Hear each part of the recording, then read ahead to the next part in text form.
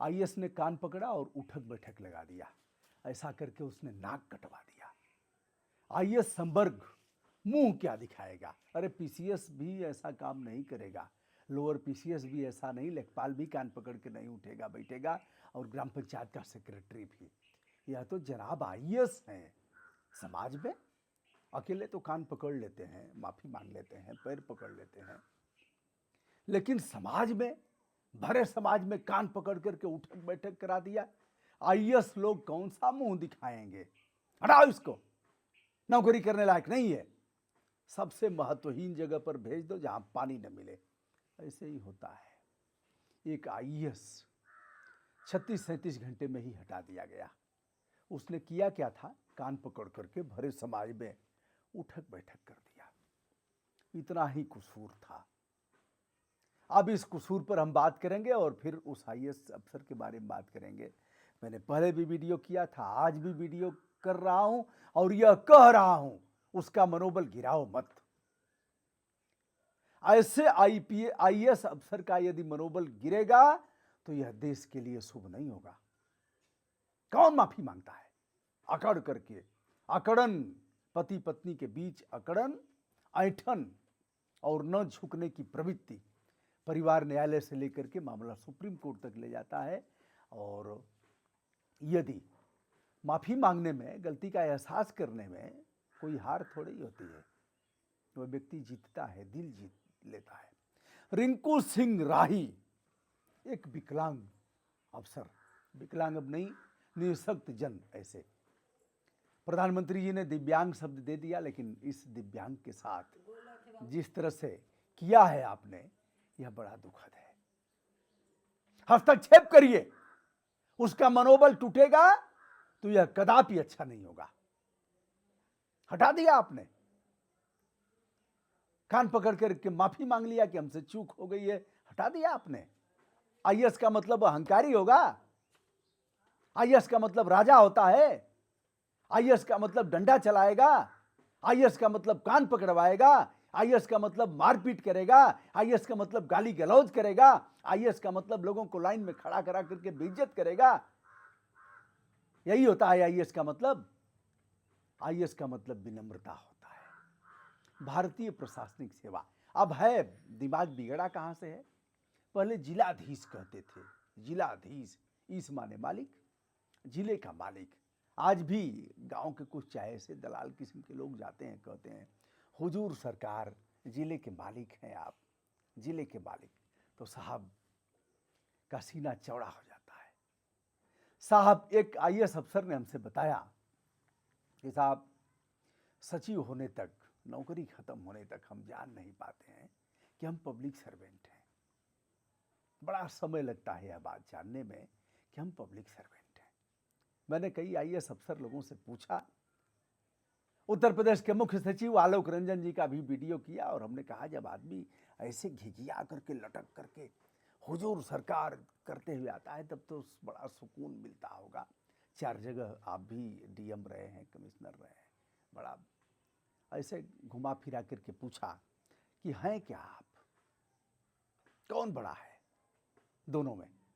अभी हीरालाल जी, कुछ दिन पहले डॉक्टर हीरालाल जी आईएएस अफसर हैं और डीएम रहे, बांदा में काफ़ी कुछ अच्छा काम किया उन्होंने। इस समय कमिश्नर रैंक पर हैं, सचिवालय में है, उत्तर प्रदेश के सचिवालय में सचिव रैंक है, कमिश्नर रैंक है। मैंने उनसे भी पूछा, अंत में उन्होंने कहा कि नहीं, मालिक तो जनता है। ये साहब अगर जनता मालिक है, रिंकू सिंह राही जो 2004 बैच के लोअर पीसीएस हैं, समाज कल्याण अधिकारी रहते हुए विभाग के तमाम भ्रष्टाचार को खोला, गोली मारी गई, 7-8 गोलियां लगी, जबड़ा निकल करके बाहर आ गया, आंखें डैमेज हो गई, कान डैमेज हो गया। उसके बाद भी उस व्यक्ति ने हिम्मत नहीं हारा, और फिर 2009 में यह गोलियां चलती हैं। 2021 में सिविल सेवा की परीक्षा उन्होंने पास किया, यूपीएससी। अब इस समय ज्वाइंट मजिस्ट्रेट हैं। चूंकि नियुक्ति यहीं से शुरू होती है, अब समझिए 2004 से इस व्यक्ति की नौकरी शुरू हुई समाज कल्याण अधिकारी से ले के बाद यह कुछ प्रमोशन हुआ, फिर ये आईएएस अफसर हो जाते हैं, लड़ करके मेहनत करके परीक्षा पास करके हो जाते हैं, किसी की दया दृष्टि पर नहीं है। बहुत बार कुछ लोगों को आईएएस बना दिया गया, यह विशेषाधिकार है। एक डॉक्टर साहब को भी पता लगा कि आईएएस बना दिया कल्याण सिंह जी के रिज्यूम में। ऐसे बहुत खेल हैं, कभी बताऊंगा। लालू प्रसाद यादव जी ने सीधे सीधे एक को नायब तहसीलदार बना दिया, सीधे बना दिया। विशेषाधिकार है, मुख्यमंत्री जी भी कई जगह ऐसे होता रहता है। विषयांतर होंगे हम, इसलिए उस पर बाद में चर्चा करेंगे। तो अब यह है 2021 में 683 रैंक इन्हें मिलता है। दिव्यांग कोटे का भी इन्हें लाभ मिलता है। अब इसके बाद यह एडीएम सीडीओ होंगे। मथुरा से इनकी पोस्टिंग हुई शाहजहांपुर के पुवामा में, और आते ही इन्होंने निरीक्षण किया, देखा कि एक आदमी पेशाब कर रहा है। पूछा क्यों पेशाब कर रहे हो? नहीं समझा होगा। वकील साहब का मुंशी था, कह दिया साहब शौचालय गंदे हैं, कहीं जाने लायक नहीं है। कहा नहीं, ऐसे नहीं कर सकते, यह हमारे प्रधानमंत्री जी का स्वच्छता अभियान है, इस पर जुर्माना का प्रावधान है। जुर्माना काटते यहां तक तो ठीक था, समझाते यहां तक भी ठीक था, माफी मंगवाते यहां तक भी ठीक था, लेकिन कहा कान पकड़ के उठ बैठ, चल। अब चूंकि अर्दली था, पीछे होमगार्ड वगैरह रहे ही होंगे, उसने कान पकड़ लिया, उठा बैठक कर दिया। वकील साहब लोगों का धरना प्रदर्शन चल रहा था, मामला उसी में पहुंचा। एक नया मामला मिल गया, मुर्दाबाद शुरू हुआ, और फिर एसडीएम साहब गए पत्रक लेने। कहा अच्छा यही नया वाला एसडीएम, क्यों साहब कान पकड़ के उठवा बैठवा रहे हैं, शर्म नहीं लग रही है? कहा कि गलती किया था इसलिए। ठीक है, गलती किया था। वकील साहब लोग कानून के जानकार तो नहीं है। गलती किया था तो क्या करेंगे, आप कान पकड़ के उठक बैठक करवाएंगे? आपको किसने अधिकार दिया ऐसा करने का? मुर्गा बनवाएंगे? अधिकार तो किसी को नहीं है। अधिकार देश में किसी को भी नहीं है। सुप्रीम कोर्ट के मुख्य न्यायाधीश भी किसी को हाथ नहीं खड़ा करा सकते, मुर्गा नहीं बना सकते। अमेरिका में तो अपराधियों को सजा होती है आजीवन कारावास, मृत्यु दंड, जो भी सजा होती है, तो जज साहब कहता है कि बेस्ट ऑफ लक मिस्टर फला, ऐसे कहा जाता है। कभी उस पर भी हम अलग से चर्चा कर देंगे, और किस अपराधियों को सबसे हेय दृष्टि से अमेरिका में देखा जाता है। आइए विषय पर आते हैं। रिंकू सिंह राही अब वहाँ से हटा दिए गए हैं। बड़ी इन्होंने किरकिरी कराया। आईएएस संवर्ग, पीसीएस संवर्ग बड़ा आहत है। अरे भैया काहे का आहत? ये मुख्य सचिव साहब, आपके बिरादरी के लोग क्रिकेटवा खेलते हैं ना, और हमेशा मुख्यमंत्री जी जीतते हैं, माना कि इस सरकार में, और आपने कभी कोई बैठक नहीं किया अपने संवर्ग की। कैसे हम सेवा विस्तार पाएं, कैसे मलाई काटने में अपने आप को सहभागी बनाए रखें, यही खेल न चल रहा है।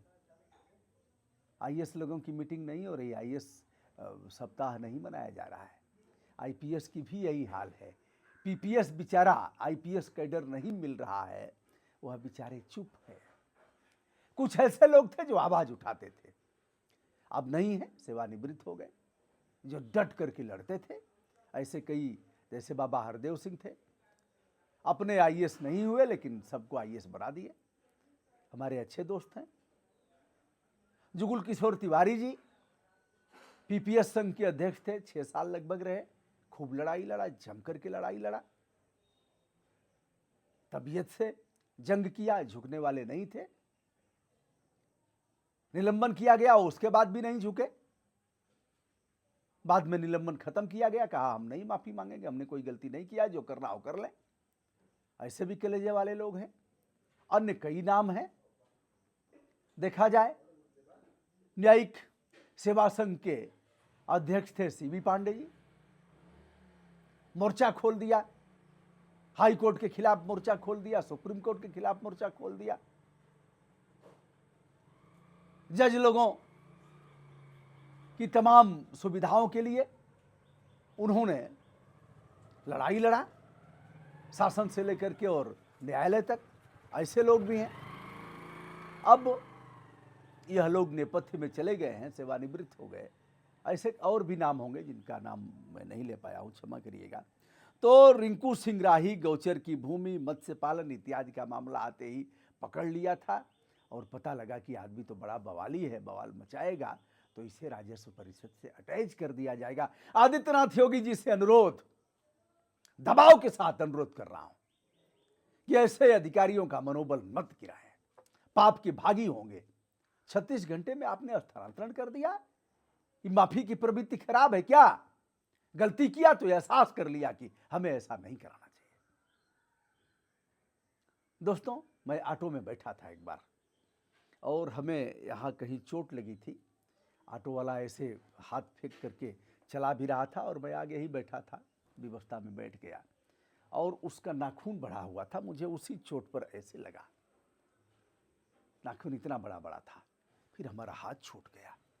अकस्मात यह हो रहा है, लगा उसे, तड़ से लगा। उसने ऑटो लगाया लाइन पर, कहा आपने मारा क्यों? हमने कहा तुमने खरोचा क्यों? कहा हमने जानबूझ के तो नहीं किया। यदि हमसे गलती हो गई तो क्या आपका भी यही काम था? तो हमने कहा सारी गलती हो गई हमसे, हमें यह काम नहीं करना चाहिए। माना कि तुम नाखून बढ़ा करके अपना नाश कर रहे हो, लेकिन हमें मारने का अधिकार नहीं है बेटा। मैं सारी बोल रहा हूं, तुम चाहो तो इसका प्रत्युत्तर दे सकते हो। इससे मैं छोटा हो गया क्या? यदि रिंकू सिंह राही ने क्षमा मांग लिया अधिवक्ताओं के बीच और कान पकड़ करके उठक बैठक करवा दिया, तो उसका दंड देकर के ऐसे अधिकारी का मनोबल गिराएंगे? सावधान! रिंकू सिंह राही आईएएस अफसर जो दिव्यांग कोटे से हैं, मेहनत करके गया है वहां तक वह व्यक्ति, ठीक से स्थापित करिए। अच्छा होगा कि शाहजहांपुर के उसी पुआवा तहसील में रिंकू सिंह राही को स्थापित करिए। मैं इस मामले में प्रेसिडेंट ऑफ इंडिया को भी लिखूंगा। ऐसे मनोबल नहीं गिराया जा सकता। जिनका भी मनोबल गिरेगा, जो भी अच्छा काम करेंगे, हमारा यह चैनल ब्रजभूषण मार्कंडे, जो हमारे पूज्य पिताजी के नाम के साथ जुड़ा हुआ है, उन्होंने कहा था न्याय का प्रतिकार करना चाहिए, टोका टाकी करना चाहिए। यदि कर सकते हो तो करो, नहीं तो वहां से हट जाओ। मैं अभी हटने की स्थिति में नहीं हूं, करने की स्थिति में हूं, इसलिए करूंगा। दोस्तों, मैं हूं ब्रजभूषण दुबे। संपूर्ण विनम्रता के साथ देश विदेश से जुड़े हुए तमाम आत्मीय दोस्तों को अपना प्रणाम निवेदित करता हूं। आशा करता हूं आप स्वस्थ एवं प्रसन्न होंगे। इस विषय पर आपके कमेंट आदर के साथ हम आमंत्रित कर रहे हैं। कृपया बताएं क्या होना चाहिए। प्रणाम।